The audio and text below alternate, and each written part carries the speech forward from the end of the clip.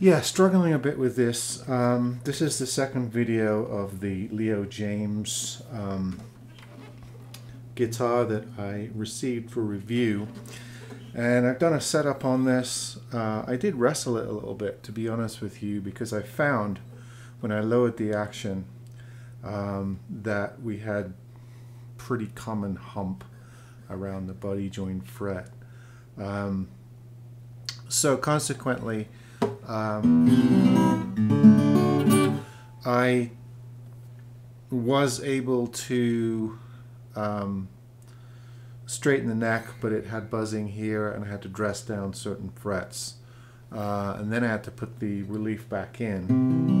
And I still can't get the action quite as low as I'd like it to be. It's a little touch high, but it's not bad.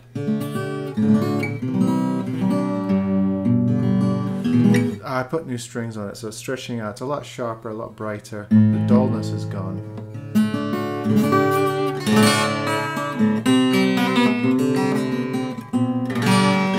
I wish I could get the action just a little bit lower. It's about a millimeter and a half high. But this neck, this is all it will give me. So it'll make, you know, a decent starter guitar for someone.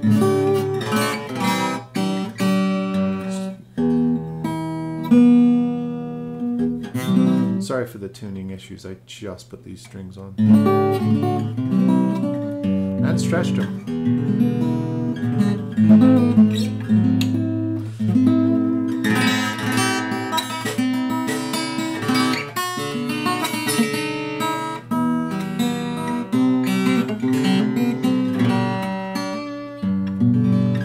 Yeah, a little touch too, a little high on the action.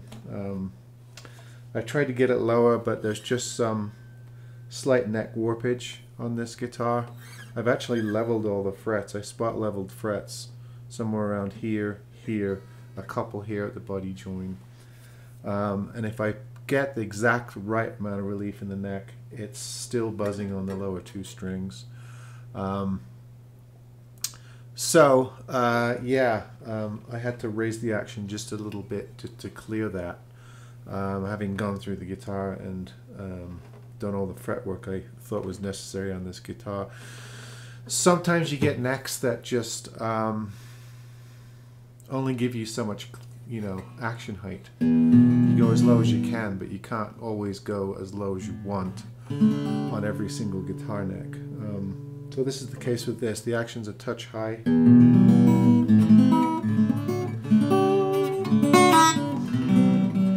Playable, sounds alright. It's a nice looking guitar, but yeah, it's got that the usual issue with a lot of budget guitars is where the neck joins the body, you have slight humpage, and then you get buzzing. You have to get the action high enough to clear this high part, which makes the rest of the guitar high, or you dress down and level the frets up here at tension, so that you're replicating the tension of the guitar when you level the high frets. You know, and you get it as low as you can here without buzzing, so that it feels nice here. And it's a balancing act. Those of you who set up guitars know what I'm talking about. So, you know, my final analysis on this guitar is that it's a beautiful guitar. I mentioned that in the first video. I like the spruce top, I like the bevel, the rosewood's nice. The woods and materials are nice, the lines are good, the design of the guitar is very pleasing. It's a very handsome guitar. It's just got, you know, the usual issues that you get with a lot of budget acoustic guitars, and that is very slight neck warpage or humpage, as we like to call it, somewhere around the body joint, and you have to do, you know, you have to mess with it to, you know, to get optimal playability out of it. It's just one of those issues. I remember the last one I got used, I fought it a little bit too. That one was even worse. So I've got to disclose that. Yeah, that's the only issue with the guitar, is that it has a humped neck around the body joint, which I've attempted to dress out the neck. The frets now are level with a fret rocker all the way down the neck, from treble to bass side. But I still had to put, you know, quite a little bit of relief back into it to clear any buzzing issues. What I probably could do to make it even better is just to do a complete fret level, possibly, and then re-crown everything. That possibly might get me a little bit more clearance. Also, you know, some people have had success when you have a hump fret up here, is like almost putting a back bow into the guitar, tuning it up tension and leaving it. See if it'll put some the right amount of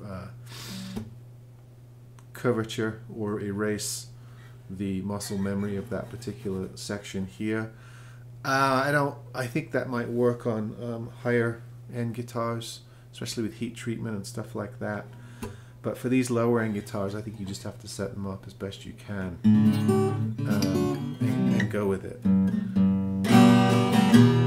As a strummer, it's a perfectly good guitar. It sounds really good. For finger picking, I'm tripping a little bit.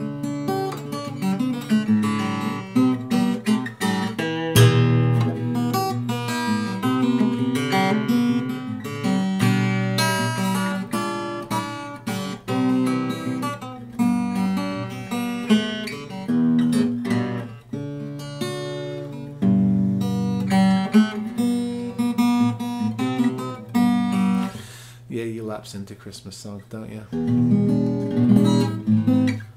So anyway, those are the issues with the guitar. I've got it set up. It sounds good. It's got a nice bright sound. The dullness is gone. I just can't get the action quite as low as I want it because of the neck issues. It's not something unique to this brand of guitar. You know, when you buy guitars at this level, you come across ones that you wrestle with, and you can only go as low as the neck will allow on a lot of these guitars. Now, you could say, you know, if it were $100, that'd be one thing, but this is a $300 guitar. You're right, and somebody might return this one if they feel like the action's too high on it. You know, and somebody bought this new, I could see them returning it, perhaps for one that, you know, is a bit better playable. So wish I could say, you know, it's absolutely brilliant.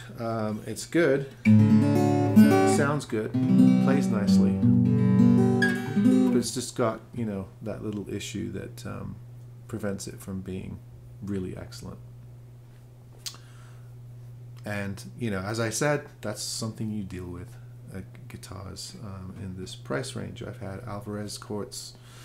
Well, not so many chords, but I've had plenty of brand guitars that I have these issues with and fight with. So the other thing is I'm going to leave it at tension, allow it to humidify a little bit more, and that might also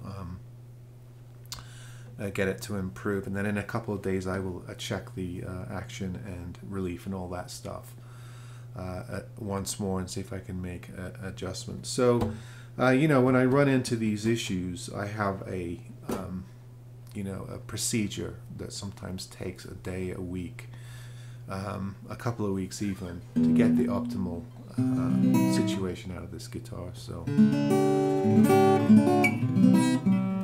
anyway, this is the promised second video on the Leo Jaymz. I'll put the model number in the description. I've already done a video on this guitar. I've already sent you the link. This is just the follow-up. All right, folks. See you on the next one.